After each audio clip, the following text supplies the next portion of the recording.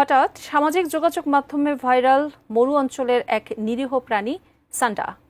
কেউ মজার ছলে মিম বানাচ্ছেন, কেউ বা তথ্যভিত্তিক ভিডিও শেয়ার করে জানাচ্ছেন সান্ডার বৈশিষ্ট্য, কেউ আবার শঙ্কা প্রকাশ করছেন এর বাজার চাহিদা ও এর ফলে বন্যপ্রাণী শিকার নিয়ে।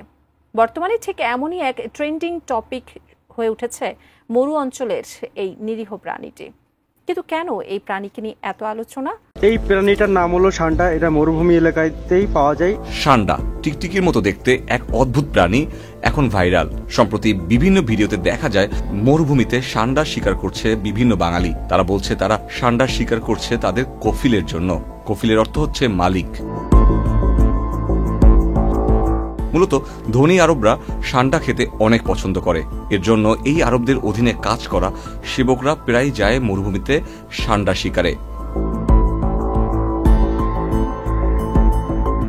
প্রথমেই প্রশ্ন জাগে, এই টিকটিকির মতো দেখতে প্রাণীটা কি আসলেই টিকটিকি? উত্তর হচ্ছে হ্যাঁ, তবে এরা সাধারণ টিকটিকির থেকে অনেক আলাদা। এদের দেহ বেশ মোটা, আর সবচেয়ে আকর্ষণীয় জিনিসটা হলো এর লেজ। এই লেজ দিয়ে এরা শত্রুর আক্রমণ থেকে নিজেদের রক্ষা করে।